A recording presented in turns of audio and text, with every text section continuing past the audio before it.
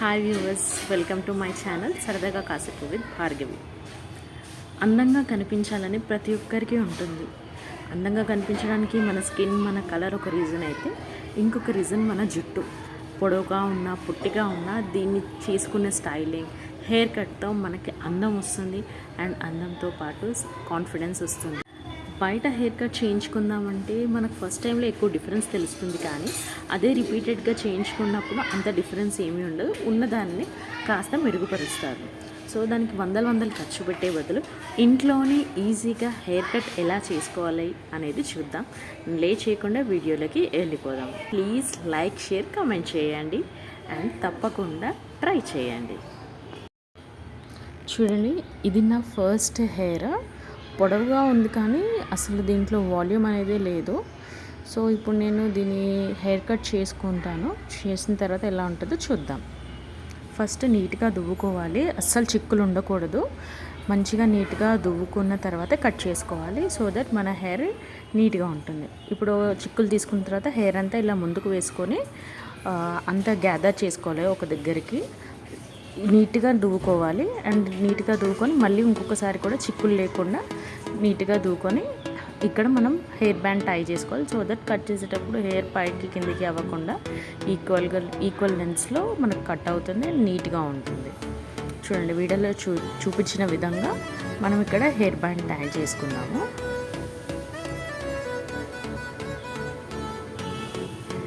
ఇప్పుడు మళ్ళీ ఇంకొకసారి నీట్గా దూకున్నాము, సో దట్ మళ్ళీ చిక్కులు ఏమన్నా ఉంటే వెళ్ళిపోతాయి అండ్ కట్ చేసేటప్పుడు మనకి ఇబ్బంది అవ్వదు. సో మనము ఏ హైట్ వరకు జుట్టు కట్ చేసుకోవాలనుకునేది ఇప్పుడు ఇక్కడ మనం దాన్ని బట్టి ఆ హైట్ వరకు రబ్బర్ బ్యాండ్ని పెట్టుకోవాలి. నేనైతే కొంచెం ఎక్కువగానే కట్ చేద్దాం అనుకుంటున్నాను, ఈజీగా మేనేజబుల్ ఉంటుందని. సో మీకు ఎంత హెయిర్ అనేది కట్ అవ్వాలనుకుంటున్నారో, ఎంత లెంత్ కావాలనుకుంటున్నారో అది చూస్ చేసుకొని అంతవరకు ఉంచుకొని దాని కింది లెంత్లో మనం రబ్బర్ బ్యాండ్ టై చేసుకోవాలి.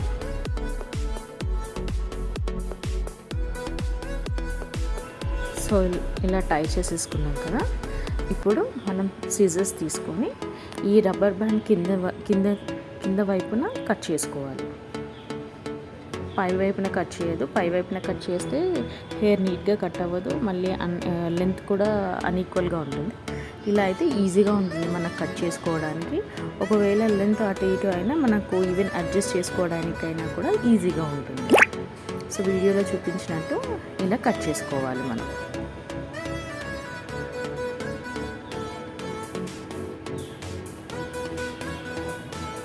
సో కట్ చేసుకున్నాం కదా. చూడండి, ఇక్కడ కొంచెం లెంత్ అటు ఇటు అయ్యింది. ఇప్పుడు నేను దాన్ని అడ్జస్ట్ చేసుకుంటాను. అండ్ ఎప్పుడు స్ట్రైట్గా కట్ చేసుకోవాలి, కొంచెం ఏమంటారు ట్రిమ్ చేసుకోవాలి ఎండ్స్ని.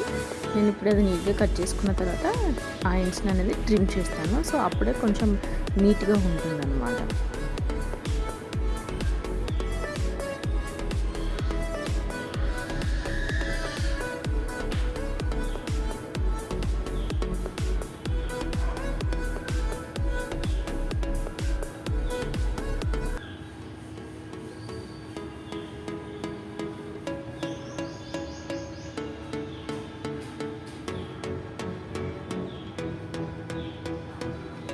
నేను ఎవ్రీ టైం ఇలానే ఇంట్లోనే చేసుకుంటాను. మ్యాక్సిమమ్ ఎక్కువ హెయిర్ కట్ చేసుకోవడానికి ఇష్టపడను, బట్ ఎప్పుడైనా కొంచెం ఫేస్లో చేంజ్ ఉండాలి అని అనిపించినప్పుడు అలా హెయిర్ కట్ చేసుకుంటాను.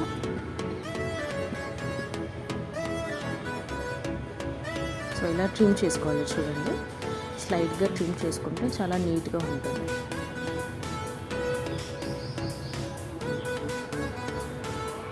అయిపోయింది. ఇప్పుడు రబ్బర్ బ్యాండ్ తీసేసి మీకు చూపిస్తాను ఎలా ఉంటుందో. ఈ పైన రబ్బర్ బ్యాండ్ తీసుకున్నాక మనం చూడండి, ఇక్కడ మీకు ఫ్రంట్లో యూ షేప్ కనిపిస్తుంది నీట్గా. సో అలా యూ షేప్ రావాలి. నాది గడ్డి జుట్టు అనుకోండి, మీకు నీట్గా కనిపించదు, బట్ యూ షేప్ అయితే క్లియర్గా ఉంటుంది. సిల్కీ హెయిర్ వర్క్ అయితే బాగుంటుంది. ఒకసారి మనము బ్యాక్ సైడ్ నుంచి చూద్దాము. చూడండి, జస్ట్ ఒక కట్లోనే వాల్యూమ్ వచ్చింది. ముందు దానికి దీనికి చాలా డిఫరెన్స్ ఉంటుంది. సో ఇప్పుడు సెకండ్ లేయర్ కట్ చేసుకుందాము. ఇప్పుడు ఏం చేస్తామంటే మనం ఇయర్ వెనక నుంచి హెయిర్ తీసుకోవాలి. చూడండి, వీడియోలో చూపించినట్టు ఇయర్ వెనక నుంచి హెయిర్ అంతా మళ్ళీ గ్యాదర్ చేసుకొని ఇంతకుముందు చేసిన ప్రాసెస్ని మళ్ళీ రిపీట్ చేయాలి.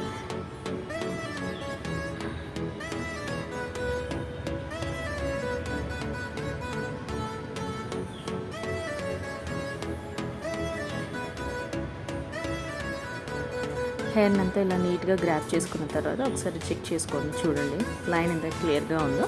సో ఇది సెకండ్ లేయర్ అనమాట. ఈ సెకండ్ లేయర్ని కూడా గ్యాదర్ చేసుకొని మళ్ళీ ఫ్రంట్కి వేసుకొని నీట్గా దువ్వుకొని రబ్బర్ బ్యాండ్ పెట్టుకొని ప్రాసెస్ని రిపీట్ చేయడమే అంతే.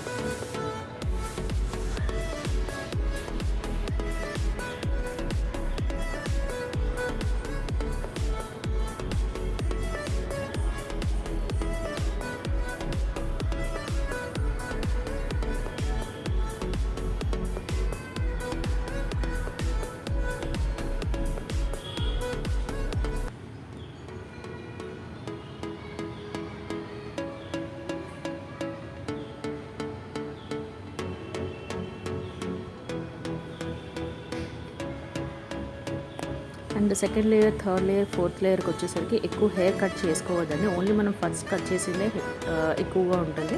అండ్ తర్వాత ఓన్లీ ట్రిమ్మింగ్ వరకే ఉంటుంది. ఒకవేళ కట్ చేసుకున్నా చాలా తక్కువ వరకు కట్ చేసుకోవాలి, లేకపోతే చాలా డిఫరెన్స్ కనిపిస్తుంది అండ్ నీట్గా ఉండదు.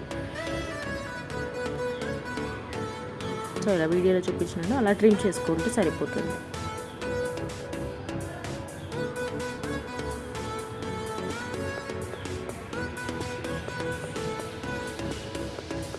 చూడండి జస్ట్ 2 లేయర్స్కి హెయిర్లో ఎంత డిఫరెన్స్ కనిపిస్తుంది చూడండి.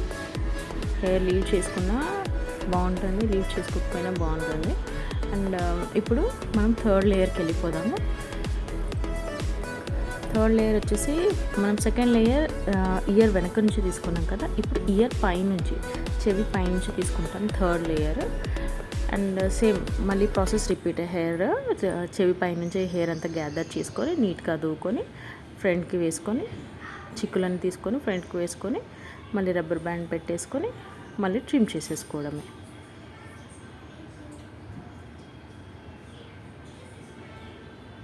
ఆల్రెడీ మీరు వీడియో చూశారు కాబట్టి మీకు అర్థమవుతుందని వీడియో ఫాస్ట్ చేశాను. సో ఇలా ట్రిమ్ చేసుకోవడం అంతే, ట్రిమ్ చేసుకుంటే సరిపోతుంది. చూడండి అయిపోయింది నాది ఆల్మోస్ట్.